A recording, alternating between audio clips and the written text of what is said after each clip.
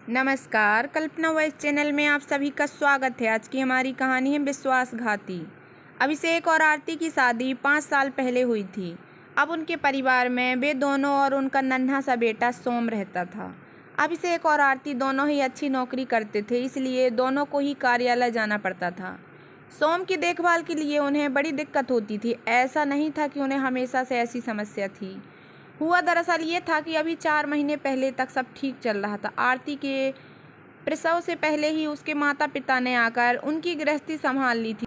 अभिषेक के माता पिता तो थे नहीं, इसलिए आरती ने उससे सलाह करके उन्हें अपने पास बुला लिया था।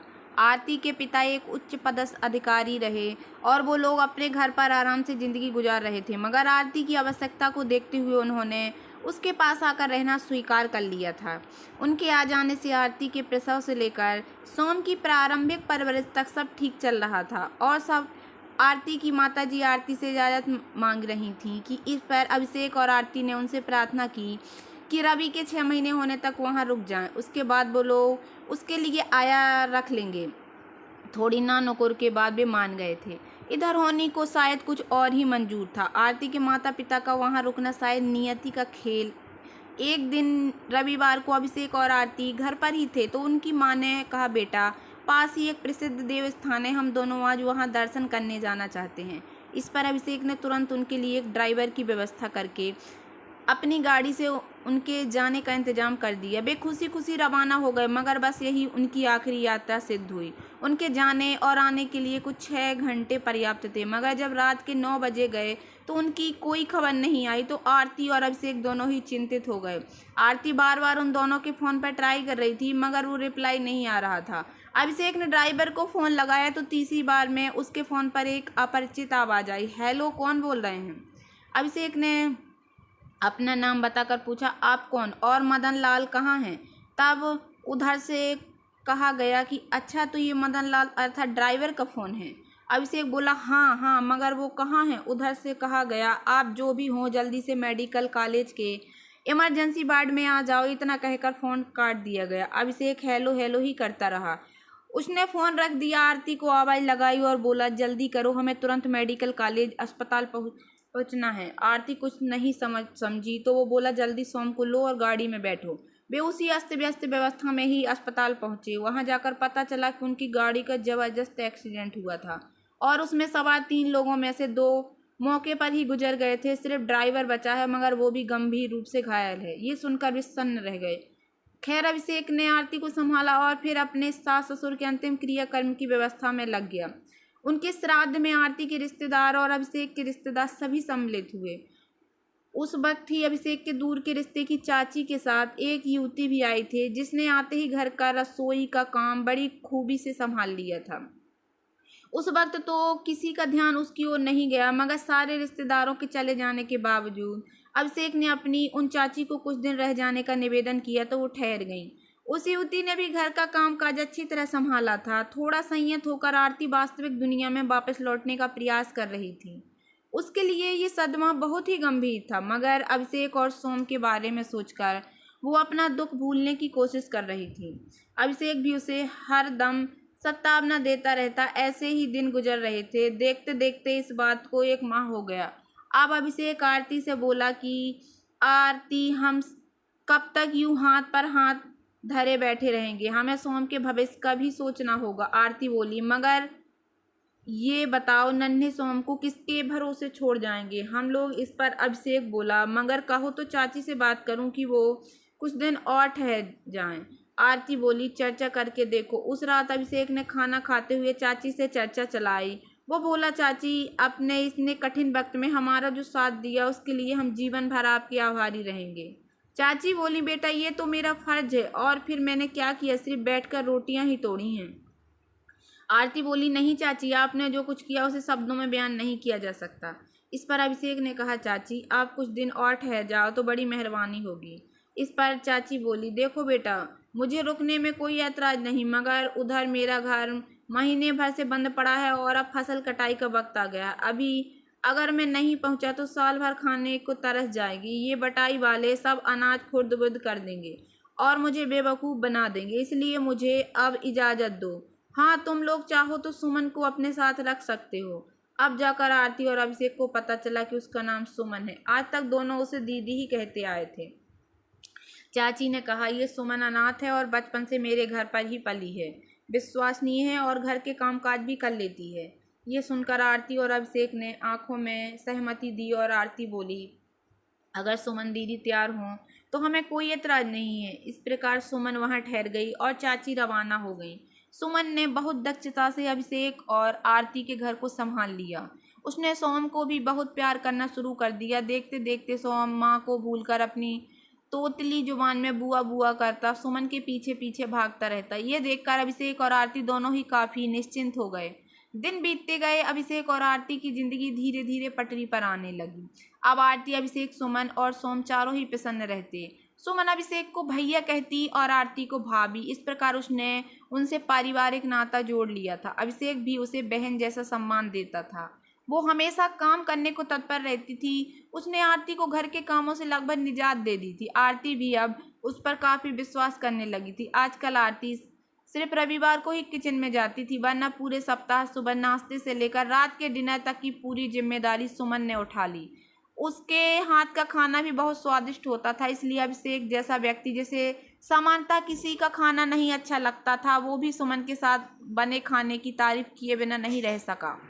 आरती को भी इससे बहुत राहत महसूस हुई, क्योंकि अभिषेक को सिर्फ और सिर्फ अच्छे गाने खाने की ही तलाश रहती थी और आरती तंग आ जाती थी कभी कभी जब वो कहता, क्या यार आजकल खाने में मज़ा नहीं आ रहा है, सब कुछ बिल्कुल बढ़िया चल रहा था।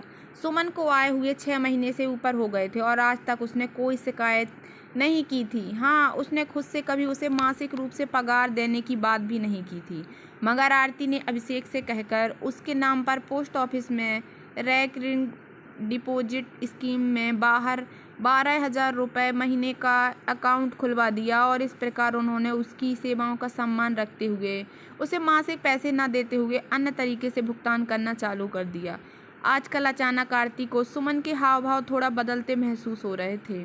दरअसल महिलाओं में ये खूबी होती है कि वे दूसरी महिलाओं में आ रहे परिवर्तन को तुरंत पकड़ लेती हैं। आरती ने 5-6 दिन सुमन को मार्क किया और फिर आश्वस्त होने के बाद उसने अभिषेक से बात की। अभिषेक तो हर फल मोला था। उसने कहा, अरे यार छोड़ो, नौजवानी होती है, उसकी भी इच्छा होती होगी सजने संवरने की। मगर आरती बोली, नहीं अभिषेक, ये बनावट श्रृंगार तो जैसे किसी से मिलना हो तब किया जाता है। आजकल तुम देखना, सुमन अक्सर फिल्मी गाने गुनगुनाती रहती है, जबकि पहले तो वो चुपचाप सी रहती थी। अभिषेक बोला, ये फालतू बातें छोड़ो, चलो हम कहीं बाहर चलते हैं। इस बहुत दिनों से बाहर नहीं खाया। बात आई गई हो गई। इस घटना के 1 सप्ताह बाद एक दिन अचानक दोपहर में अभिषेक के पास उनके पड़ोसी बुजुर्ग मिस्टर मेहरा का फ़ोन आया। उन्होंने कहा, बेटा अभिषेक, तुम जल्दी घर आ जाओ, तुम्हारे घर का दरवाज़ा खुला पड़ा है और सामने से झांकने पर ऐसा लगता है जैसे चोरी हुई है।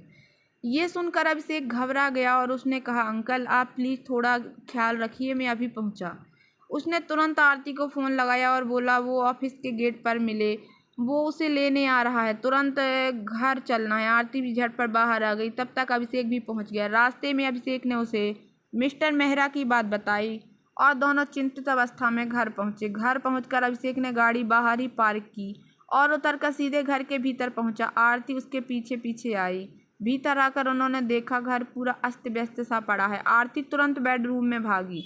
वहाँ का दृश्य और भी बुरा था। उस पर पर्सनल अलमारी खुली पड़ी थी और उसमें से सारे कपड़े बाहर बिखरे हुए थे। उसने थोड़ा अलमारी का लाकर देखा तो अवाक रह गई, क्योंकि लाकर खुला पड़ा था और एकदम खाली था। उसके मुंह से चीख निकल गई। वो रोते हुए, अभिषेक मेरे सारे गहने चोरी हो गए। अब उसका ध्यान सोम की ओर। वो बोली, सुमन और सोम कहाँ हैं? अभिषेक ने भी चारों तरफ नज़र दौड़ाई और ये देखकर उन्हें तसल्ली हुई कि सोम सुरक्षित बेड पर सोया हुआ था। वे सुमन को ढूंढने लगे। अचानक पलंग के नीचे से एक गों की आवाज़ सुनाई दी। आरती ने झांक कर देखा तो वहाँ सुमन बंधी पड़ी थी और उसके मुंह में कपड़ा भरा हुआ था। वो ही गों की आवाज़ लगा रही थी। आरती ने तुरंत उसे पलंग के नीचे से खींचकर बाहर निकाला और उसके बंधन खोलकर उसे मुक्त किया। अभिषेक उसके लिए पानी लेकर आया और उसे आरती ने पानी पिलाया। जब वो थोड़ा स्वस्थ हुई तो उन्होंने उससे पूछा, क्या हुआ था? सुमन बताने लगी। सुमन आरती को संबोधित करते हुए बोली, भाभी मैंने एक बात आप लोगों से अभी तक छुपाई हुई है। वो ये कि पिछले कुछ समय से मेरी दोस्ती अपने दूध वाले लड़के रामू से हो गई है और वो अक्सर दिन में 10 बजे के बाद मुझसे मिलने घर आया करता है। ये सुनकर आरती ने अभिषेक को गहरी नज़र से देखा और बोली, मैंने तुम्हें कल ही कही ये बात कि आजकल सुमन में कुछ बदलाव नजर आ रहे हैं। सुमन आगे बोली, भाभी हम दोनों सिर्फ अच्छे दोस्त थे, हमारे बीच कोई ऐसी वैसी बात नहीं है। वो आता, बैठकर अपने घर परिवार की बात करता, हम चाय पीते और थोड़ी इधर उधर की बातें करते, बस वो आधे एक घंटे बाद चला जाता था। आज भी जब मैं सोम बेटे को नहलाने के बाद नाश्ता करवा कर सुला रही थी, तभी दरवाजे की घंटी बजी। मैंने स्वाभाविक रूप से यह सोचा कि रामू ही आया होगा। दरवाज़ा खोल दिया और बिना पीछे देखे भीतर आते हुए कहा कि भीतर आ जाओ और दरवाज़ा बंद कर दो। मैंने सोम के पास आकर देखा, वो गहरी नींद सो रहा था। अब मैं पलटी और बोली, क्या हुआ, आज कुछ बातें नहीं कर रहे हो? तभी मेरा ध्यान गया कि सामने रामू नहीं बल्कि 2 नकाबपोश युवक खड़े थे। मैं घबरा गई और जोर जोर से चीख कर बोली, कौन हो तुम लोग? इस पर एक युवक ने आगे बढ़कर मेरी कलाई पकड़ ली और मेरे गले पर चाकू रख अड़ाकर कड़कती आवाज़ में बोला, एकदम चुप रहो, हल्ला मचाया तो जान से मार दूंगा। उसने दूसरे युवक को कहा, तू जल्दी से इसके हाथ पैर बांध। दूसरे लड़के ने मुझे पीछे खींचा और मेरी कलाई तथा पैरों को जकड़कर बांध दिया। उसके बाद पहले लड़के ने मुझे 2-3 झापड़ कसकर मारे और बोला, चुपचाप अलमारी की चाबियां दे दे वरना तुझे जान से मार दूंगा। मैं बोली, चाहे मेरी जान ही ले लो मगर मैं चाबियां नहीं दूंगी। इस पर दूसरे ने सोम के गले पर चाकू अड़ाकर कहा, तू चाबी देती है या बच्चे का गला रेत दूं? मैं घबरा गई और उसके और कहने के साथ ही एक गंभीर से युवक सुर ने वाक्य पूरा किया, और तुमने बच्चे की जान बचाने की खातिर चाबियां उन लोगों को दे दी, यही कहने वाली थी ना तुम? चलो बहुत सुनी है हमने ये कहानियाँ। सबने आवाज़ की और मुड़कर देखा, सामने पुलिस की वर्दी में एक अधेड़ सा इंस्पेक्टर और उसके साथ 2 हवलदार तथा 2 महिला कांस्टेबल खड़ी थी। उसने आवाज़ लगाई, चलिए साधना जी, इन देवी जी को अभिरक्षा में ले लीजिए, इनसे बाकी कहानी थाने चलकर सुनेंगे। एक महिला कांस्टेबल ने आगे बढ़कर सुमन का हाथ थाम लिया। इस पर सुमन रोते हुए आरती से बोली, भाभी मुझे बचा लो, मैंने कुछ नहीं किया, ये लोग मुझे गिरफ्तार करके जेल में डाल देंगे, बचा लो भाभी। आरती कुछ कहती तभी अभिषेक आगे बढ़ा और बोला, इंस्पेक्टर साहब आप लोग यहाँ कैसे आ गए? इस पर मेहरा जी ने कहा, बेटा तुम लोगों के पीछे पीछे मैं भी घर में आ गया था और यहाँ चोरी हुई देखकर मैंने ही कंट्रोल रूम में फ़ोन लगा दिया था। उनके आगे कुछ कहने से पहले ही इंस्पेक्टर बोल उठा, और कंट्रोल रूम से खबर पाकर इस इलाके का थानेदार होने के नाते मैं इंस्पेक्टर मोहन लाल आप लोगों की खिदमत में हाजिर हो गया हूँ। क्यों जगपाल? इसके इतना कहते ही दोनों हवलदार संवेद स्वर में बोल उठे, जी साहब बिल्कुल सही। इंस्पेक्टर मोहनलाल अपने आप में एक ही पीस थे और उनके दोनों मुसाहिब हवलदार जगपाल और हरीश उनके सही जोड़ीदार थे। ये तिगड़ी अपने ही तरीके से काम करती थी। और हाँ, मोहनलाल अपनी मुर्गी की टेढ़ी टांग वाले सिद्धांत पर विश्वास करते थे, अर्थात उनका कहा ब्रह्म वाक्य होता था जिसे उनके हवलदार का समर्थन मिला होता था और इस बात को कोई गलत साबित नहीं कर सकता था। ऐसे इंस्पेक्टर साहब ने जब सुमन को अपराधी घोषित कर दिया तो फिर तो स्वयं ब्रह्मा भी आकर उन्हें नहीं समझा सकते थे। बस सुमन को गिरफ्तार कर मौका पर पंचनामा बनाकर इंस्पेक्टर मोहनलाल सीना तान कर चल दिए अपने थाने की ओर। जाते जाते अभिषेक को बता गए कि यदि कुछ और जानकारी मिलती है तो उन्हें अवगत कराएं। दरोगा के साथ जाती सुमन रोते रोते यही कहती जा रही थी कि मुझे बचा लो, मैंने कुछ नहीं किया, सिर्फ सोम की जान बचाने की खातिर मुझे मजबूर होकर अलमारी की चाबियां देनी पड़ी, वरना मैंने उन दोनों लुटेरों का भरपूर विरोध किया था। मगर मोहनलाल उसके अंतनाद को सुनकर बेहोशी सी हंसते हंसते सदल बल वहाँ से रवाना हो गए। पुलिस के जाने के बाद आरती ने अभिषेक से कहा, अभिषेक मुझे तो सुमन निर्दोष लगती है। जबकि मेहरा जी बोले, नहीं बेटा, ऐसे लोगों का विश्वास नहीं किया जा सकता, ये लोग एक्टिंग करने में माहिर होते हैं और अपने नकली आंसुओं से सबको भरमा लेते हैं। वो दरोगा अनुभवी हैं और ऐसे लोगों से निपटना अच्छी तरह जानता है। वो जरूर सुमन से सच्चाई उगलवा लेगा। आरती और अभिषेक मेहरा जी की बात से सहमत नहीं थे। उनका मानना था कि सुमन ऐसा नहीं कर सकती है। वे लोग अपने स्तर पर छानबीन कर रहे थे। अभिषेक बोला, ठीक है मेहरा साहब, आपका बहुत बहुत आभार, आपने हमें सूचित किया और पुलिस को भी बताया। अब हम बाकी की जानकारी जुटा लेंगे। मेहरा जी बोले, बेटा ये तो मेरा फर्ज है। अभिषेक ने दोबारा उन्हें धन्यवाद दिया और वो चले गए। इधर थाने में सुमन को लाकर लॉकअप में डाल दिया गया। वहाँ पर पहले से 2 महिलाएं बंद थीं। उन दोनों ने सुमन को एक साथ अपनी ओर खींच लिया और कुटिल सी मुस्कान के साथ बोली, आइए मैडम जी, हमारे इस छोटे से साम्राज्य में आपका स्वागत है। मैं हूँ रनिया उर्फ रज्जो और ये है बिंदिया उर्फ बिट्टो। हम दोनों मिलकर लौंडों को फंसाते हैं और माल लूट कर चंपत हो जाते हैं। हर 2-3 महीने में एक बार या उस थाने में गिरफ्तार होते हैं, फिर 2-4 महीने जेल काट कर वापस धंधे में लग जाते हैं। तू बता, तू किस जुर्म में आई है? क्या लौंडा फंसाने की या लूटपाट के? वैसे देखने में तो तू बड़ी शरीफ लगती है। पहली बार पकड़ी गई है क्या? आ बैठ और सब बता। वे दोनों सुमन को तंग करने की तैयारी में थी, तभी वहाँ लेडी कांस्टेबल आकर दरवाजे के पास रखे स्टूल पर बैठ गई। उसे देखकर दोनों ने धीरता से दांत निकाल कर कहा, अरे मैडम, आप काहे तकलीफ कर रही हैं? आप जाइए, इत्मीनान से अपनी सीट पर बैठो, हम तो इससे ठिठोली कर रहे हैं। इस पर वो बोली, देखो रे रनिया बिंदिया, तुम दोनों ठहरी पेशेवर अपराधी, मगर ये अच्छे घर की लड़की है जो परिस्थितियों के बस में पकड़ कर यहाँ आ गई। इसे तंग मत करो वरना अच्छा नहीं होगा। ध्यान रहे, आज मेरी नाइट ड्यूटी है, इसलिए मैं हर वक्त तुम दोनों पर नज़र रखूंगी। दोनों बेशर्मी से हंसते हुए कोठरी के दूसरे कोने में जाकर बैठ गईं। सुमन चुपचाप एक ओर बैठकर आंसू बहाती रही। शाम हो गई थी और थाने में हलचल बढ़ गई थी। ऐसा लगता था जैसे कोई बड़ा अफसर थाने में आ रहा था। मोहनलाल की आवाज़ बार बार आ रही थी, ये करो, वो करो, जल्दी करो वगैरह। अफरा तफरी सी मची हुई थी। समय का अंदाजा तो नहीं था, मगर शायद शाम के 4 बजे थे। तभी मोहनलाल की आवाज़ आई, देखो जगपाल, सब काम 1 घंटे में पूरा हो जाना चाहिए। एसपी साहब 6:30 बजे आ जाएंगे, उनके पहले रिकॉर्ड अप टू डेट कर लो। अचानक जगपाल की आवाज़ आई, सर, उस लड़की की क्या करें जिसे आज सवेरे गिरफ्तार करके लाए हैं? उसे तो रात में थाने में भी नहीं रख सकेंगे और हमने आज चालान भी नहीं पेश किया है। मोहनलाल बोले, वो मैं संभाल लूँगा, तुम उसकी गिरफ्तारी अभी 5 बजे के बाद दिखाना। जगपाल बोला, मगर सरकार, हमने तो मौका पंचनामा सुबह 11:30 बजे का बनाया है। मोहनलाल बोले, अच्छा छोड़ो, मैं देखता हूँ, तुम बाकी काम संभालो। मोहनलाल ने लेडी कांस्टेबल को बुलाया और बोला, साधना, तुम्हें एक काम करना होगा। उसने कहा, क्या सर? मोहनलाल उसे धीरे धीरे कुछ समझाने लगा। वो सर हिलाकर बोली, ठीक है सर, मगर इसमें रिस्क बहुत होगी। मोहनलाल बोला, तुम चिंता मत करो, तुम उसे थोड़ा अंधेरा होते ही यहाँ से निकल कर अपने क्वार्टर में ले जाना, कुछ नहीं होगा। साधना को सब समझाकर मोहनलाल निश्चिंत हो गया। शाम होने लगी थी, समय धीरे धीरे बढ़ रहा था। साधना चुपचाप सुमन को अपने साथ लेकर थाने से निकलकर अपने क्वार्टर की ओर जा रही थी। तभी थाने में 2 गाड़ियां आगे पीछे आकर रुकी। पहली गाड़ी में से एसपी साहब उतरे और थाने के भीतर प्रवेश किया। दूसरी गाड़ी से अभिषेक, आरती और उनके साथ शहर के सबसे बड़े वकील कुलजीत सिंह थे। वे लोग एसपी साहब के पीछे पीछे ही थाने में घुसे। मोहनलाल और उनके स्टाफ ने एक साथ एसपी साहब को सैल्यूट किया।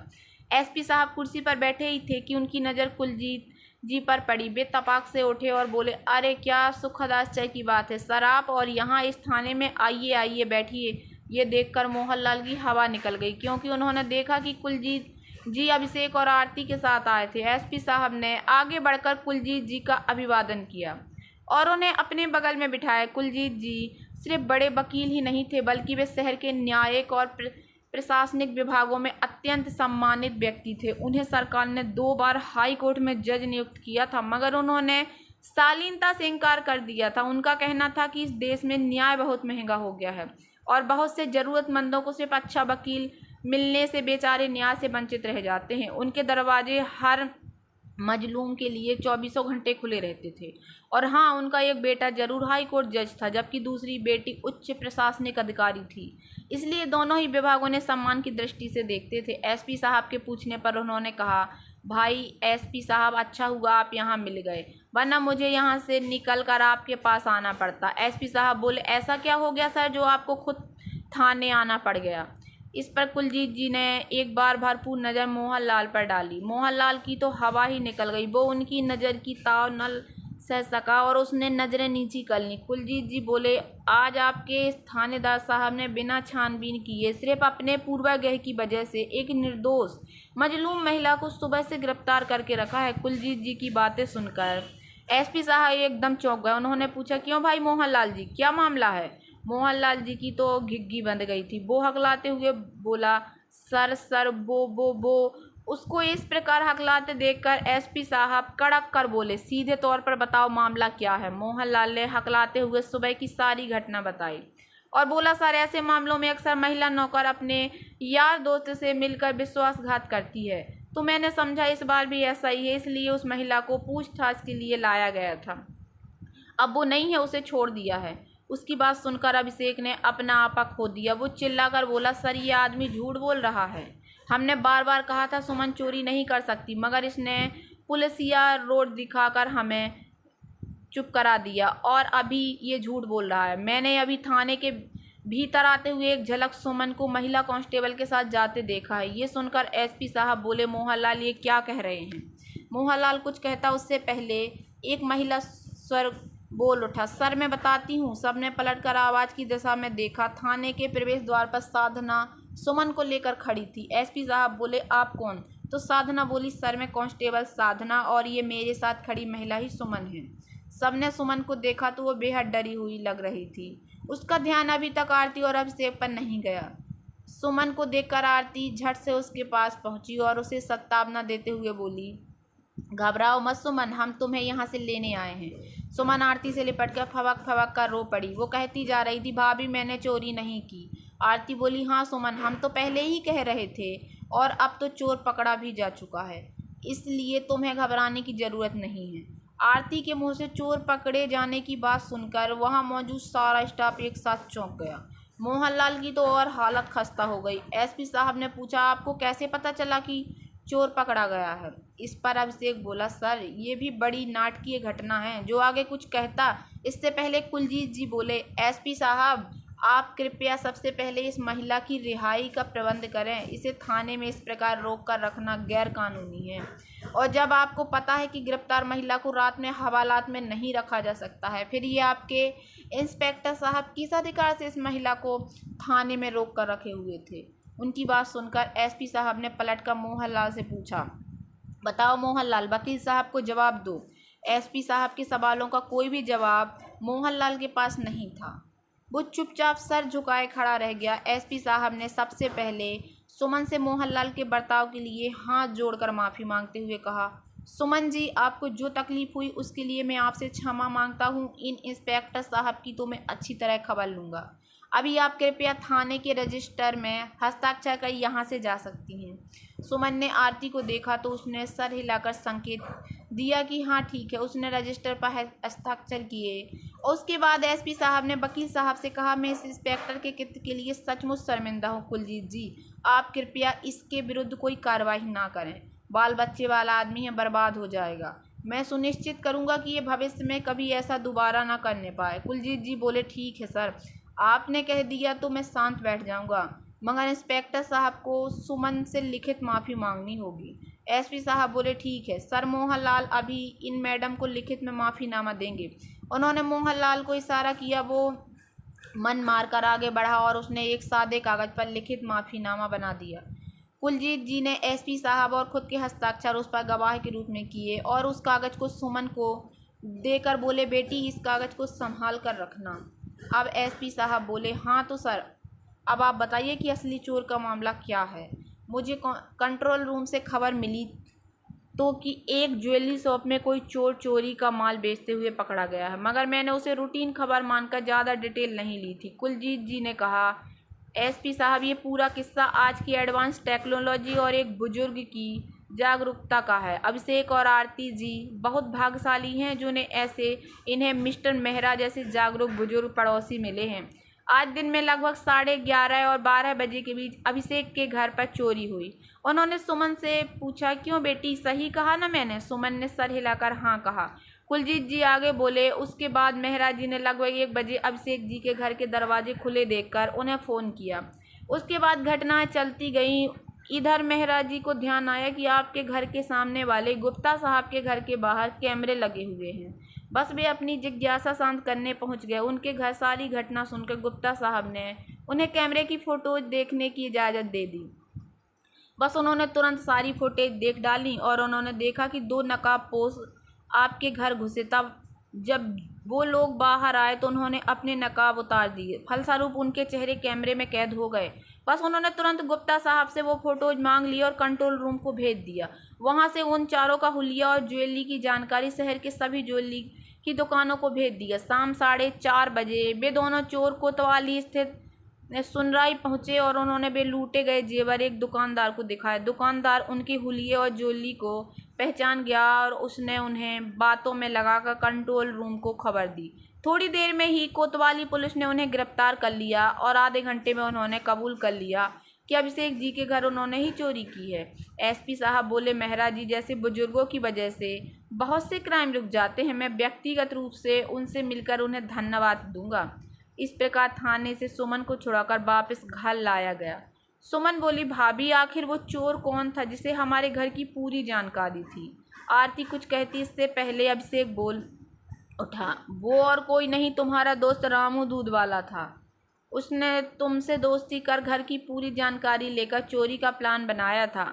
असली विश्वासघात तो रामू ने किया है। इस प्रकार विश्वासघाती रामू की गिरफ्तारी के बाद सुमन, अभिषेक और आरती की ज़िंदगी में पुनः खुशहाली छा गई। तो दोस्तों, कैसी लगी आप लोगों को मेरी ये कहानी? अगर कहानी पसंद आई हो तो प्लीज़ मेरे वीडियो को लाइक कर देना। चैनल पर नए आए हों तो प्लीज़ सब्सक्राइब कर लेना और ज़्यादा से ज़्यादा शेयर करना। धन्यवाद दोस्तों।